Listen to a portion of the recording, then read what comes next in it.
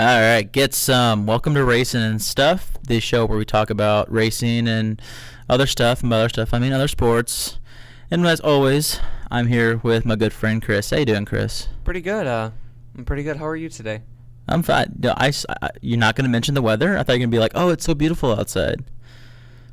Oh, was I supposed to? No, I just thought you were going to. It's so beautiful outside. The heat wave, the Sahara's gone. It's gorgeous outside now. You do realize it's pronounced Sahara, I thought it was Sahara. not Sahara. I've heard Sahara.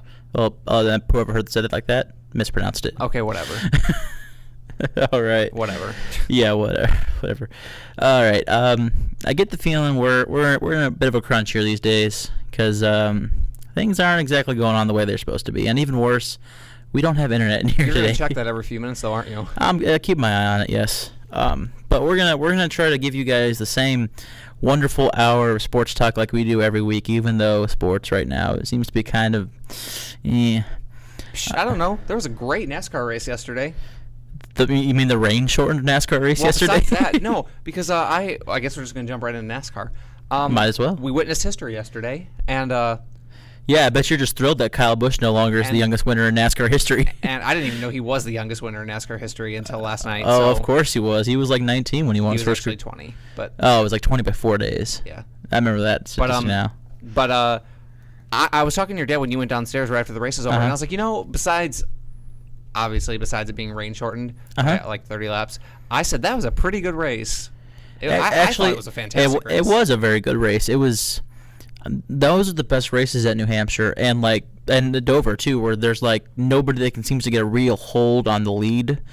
And even Gordon, he was always up there, but like everybody was always challenging him, and that's when it's good. It's when there's always if you somebody. Think about it, because if you look at the statistic, if you look at the laps led, Johnson led like 95 laps, but he was never like 8 seconds ahead or anything. Gordon was always right behind him. And even then, he was like that one green flag run.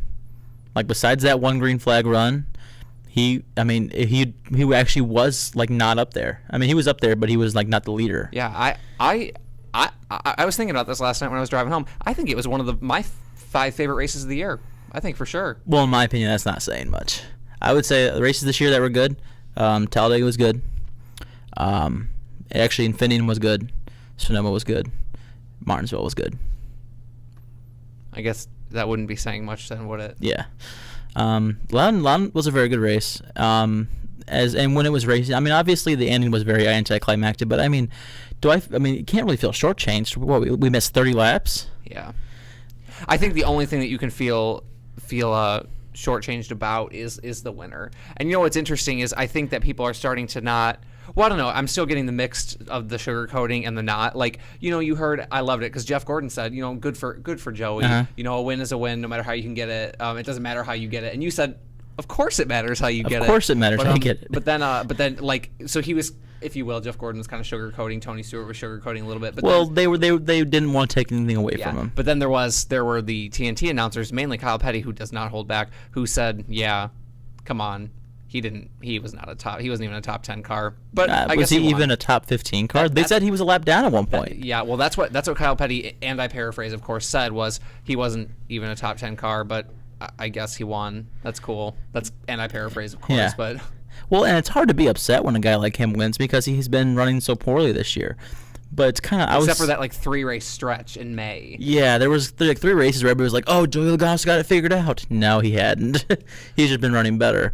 But I think it's not, but the thing that I think about in context is like the last rain shortened race, which was at the Coca-Cola 600, also the only other race this year where we've had a first time winner. And after that one, you couldn't help but feel great because it was like, "Hey, Ruderman won," Yeah.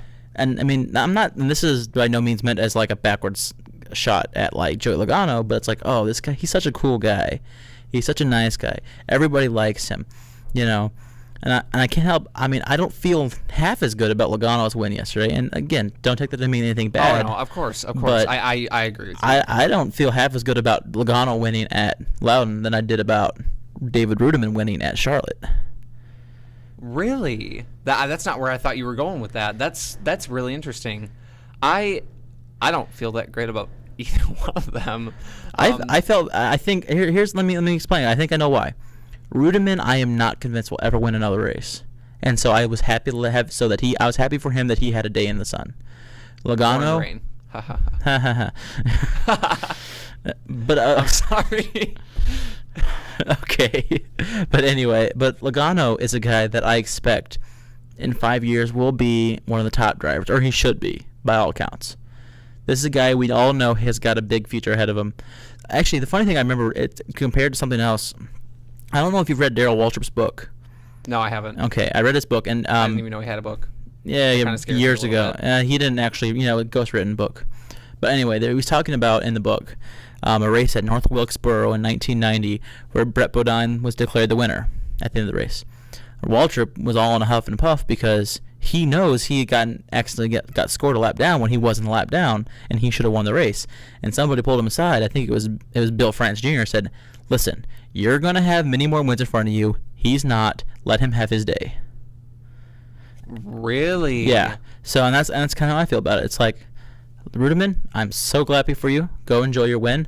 Logano, impress me. Do something to show me that you deserve to be here. Yeah, that's very very interesting because it's that kind of stuff that it's kind of that under the radar stuff that you kind of speculate, but you don't actually hear until something like that, or like what you said with a few weeks ago with Michigan with the debris caution, where you did not see a single, like you were there, so you did not see a single debris vehicle go out there and pick up anything. Wait, are you interpreting what the analogy I just gave you as that being fixed? No. I'm just saying like that interesting stuff that you wouldn't normally see unless you like had somebody on the inside that like said something. I just want to clarify that the story I read, I interpreted as him basically saying like, quit whining about it. You're probably right, but we're not going to worry about it because this guy won a race and we're just going to let him enjoy it. Yeah, no, that's very interesting. And I mean, what you could say Jeff Gordon should have won that race because he was in front and he was up front all day, but he got second. I really don't care because I like Joey Logano, but. Mm-hmm. You're right. I still think, I actually agree with a win is a win no matter how you can get it. But that being said, I know that if it was me, like I'm just thinking here as a as a NASCAR fan, that if I won my first race that way, or I guess any race, but specifically my first race, I would just be like, I would know in my heart, and I think we talked about this with David Rubin, I would know in my heart that I need to go out there and like prove that I deserved that win. I mean, but then again, it's the kind of thing where Tony Stewart said, I don't know if you heard this, Tony Stewart said in his post-race, he said, 10 years from now, they won't remember how he won the race. Yeah, they will. I will. See, that's thank you, because I was thinking the same thing. I was like, nope, I'll always remember as long as I'm a fan that Joey Logano won his first race in a rain-shortened, cheap quote win. If you I remember that Jeff Gordon won his first career race by taking 2 tires at the end of the race at Coca-Cola 600, and that race occurred when I was 6. So, I mean, actually, that's not. I shouldn't even say that's not even true because I didn't. It's not like I watched that race. I just know what happened, and I remember that. They will always remember it, and especially if let's just say worst case scenario, this is the only race he wins in his entire career. They will remember. Because that's going to be the only one. Well, and I wonder, and maybe I'll pose this question to you. I wonder if Tony Stewart said that implying that he's going to win 50 races in his career. Well, I think that's the implication, yes. That in 10 years, I'm not saying that he'll win 50 races, but the idea being that in 10 years he'll be a solid Cup driver. He'll have won more than one at least, probably around 20 races. Because about that, I mean, what is that the amount where you have to be where the individual ones start to kind of blur together? Yeah, because you know they do. Because Darrell Waltrip has said, once again, Darrell Waltrip said before that he doesn't necessarily even remember every race he won. Oh, yeah, especially when you get to like 80. Guys won 84. I bet Gordon doesn't remember all of them. Actually, even more so. Like, you're talking about like not remembering things. I remember reading somewhere or maybe listening to an interview with Bobby Labonte, and they asked him about like what he does with all the trophies. He's like, all of my trophies from my career I have in boxes in my basement, save for 2. My Winston Cup trophy and my Brickyard 400 trophy. Those are the only ones he keeps on display. So, I mean, even though they're all racing for the trophy at the end of the day, I mean, look how many. Look, Kyle Busch has won how many races in the last year? I mean, total truck Busch Cup. Was it got to be around 40? I mean that might be even a little more than, but still. No, it was like 25 last year. Yeah, 25 last year, and he's already probably won. Well, 3. At least 10. It's been 8. No, it is 10. It's exactly 10. So actually 35. So 35 races since the start of the 08 season.